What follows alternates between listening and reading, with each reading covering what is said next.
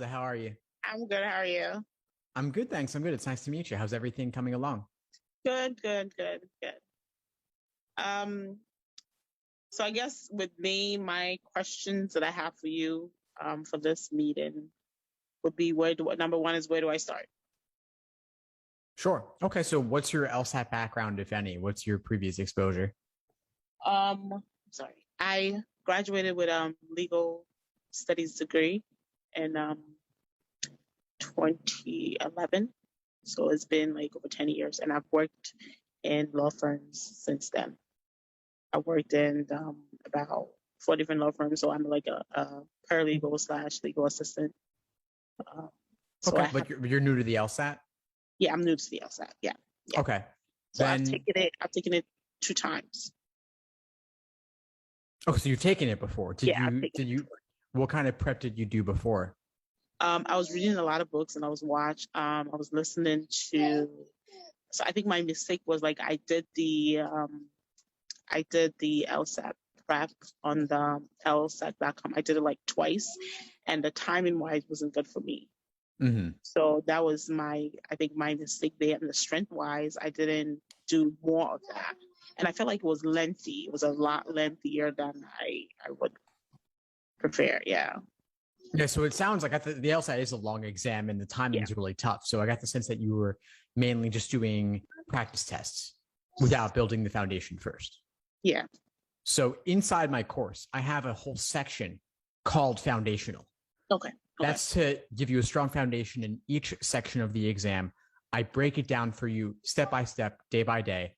So you know exactly what to do and what not to do every single day over the course of your prep. Okay. So that gives you a daily study plan that you could follow. So I'd start there. Okay. All right. And then on online, I think I'm starting to listen to what is it called? Most of your YouTube things. Those are really I think it's more helpful because I haven't really had that like that breakdown to like where you're confused and you're like I'm going through it and I'm listening and I'm like okay that makes sense, but the books that you read is different when you're actually listening to somebody who's already been through it, done it before. So yeah. I'm glad to hear it. That's the goal. That's why I put out what I put out. So the cool thing about the YouTube is that you can kind of, even if you're not like in the Go space back and where yeah, you're going to like do a yeah, full course lesson yeah, video, you can still get bits and pieces over the yeah, course of your day whenever you can fit the time in. yeah, yeah. I saw I heard in the background you got a little one over there. So Yeah, I I have a do. little one myself. I know it could be tough. How Yeah. old? I have a 4 and a 2. Okay, I have a two. So I know it's tough. I mean, kudos to you for fitting it. I know it's not easy. Yeah, it's not easy at all. Yeah. So yeah, and I work full time as well. So right, today to Wednesday I work from home, and then Thursday, Friday I go into the office until the office opens. So yeah. Cool. Yeah, so just fit in. No, don't try to place too much pressure on yourself to do everything all at once. The else it's a big thing, and you Yeah. can get there over time. So even if you could only do like 10 hours a week, and you just Yeah. squeeze it in where you can while they're napping or something or bed for Yeah. the night, Yeah. like you Yeah. do it where you can. Yeah. And my schedule, the day by day breakdown is meant to be only 10, 15 hours a week. Okay. And so, just break it down day by day. If you do that Okay. day's work, it's a win. And if Mhm. you don't do everything that was laid out for that day, you could always make it up later. So it's more important for the level of specificity about what to do than Okay. exactly whether it's Monday or Tuesday or day one or day two or anything like that. Okay. All right. Okay. So what do you recommend, like with me and that kind of um, pressure, I say pressure and the busy life that I have, like what kind of schedule? I know you said 50 to 20 weeks. I think I was doing more than 50 to 20 weeks, and I think it was just overwhelming me. So maybe that's why it was so much for me to remember. So what kind of schedule do you, I saw, I think I read one lady's email where she said the scheduling really worked for her. And I was wondering, like with my schedule, with my busy life, what kind of schedule do you recommend? Yeah. So just like 10, 15 hours a week. If you can Okay. do more, great, but don't feel like you have to. Okay. And fit it in where you can. So Okay.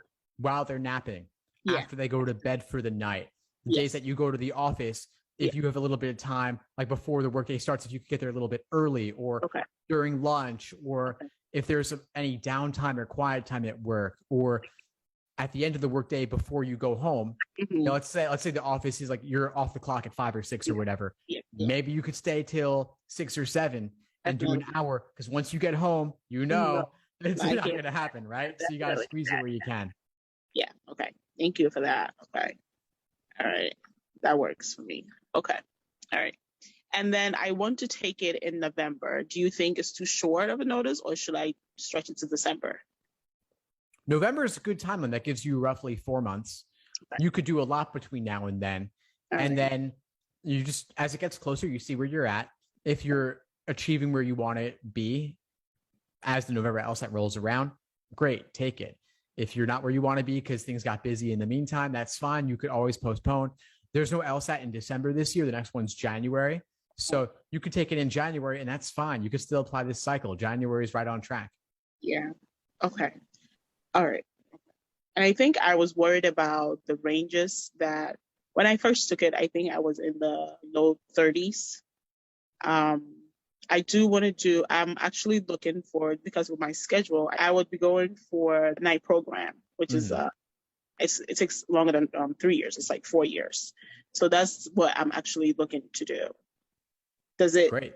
matter the range of LSAT scores, or? Yeah, so it's typically, I'm glad you brought that up, because it's actually a little bit easier to get in for part-time programs and evening programs on average. I would talk to them and ask them just to see what they say, and based on like if you give them a little bit more info about yourself, like your GPA, your work experience, and all that, you'll see like they'll tell you, hey, like if you can get this LSAT, you're probably good. Versus you need to get a little bit higher wherever it's going to be. But yeah, the medians that you see for a school are going to be typically a little bit different when it's an evening program or like a 4-year versus a 3. Okay. All right. Thank you. I will do that. Okay. All right. And then I guess my word was, where do I start? So I guess I'll go back to listen with the foundation and. Yeah, go to the foundational section, because that'll give you all the study plans, the breakdowns, and give you the basics so that you know the ins and outs of each section, each question type before you're getting into the full sections and full exams, because you got to build that foundation first. Yeah. Okay. All right. Okay. I think I don't have any more questions unless you have any advice for me. No, it's all in the course. It's all in the course. Just check out the foundational section. That'll be your best starting point. All right. Okay. Thank you. Thank you very Awesome, Hilda. Of course, it was great to connect. Just keep in touch. Let me know if you need much. I will. anything. Thank you. Thanks for tuning into the show. Please subscribe if you haven't done so already to be notified of new episodes as I release them. And feel free to reach out if you need anything at all as you move forward with your prep. I'm happy to help however I can. In the meantime, I'll wish you all the best and take care.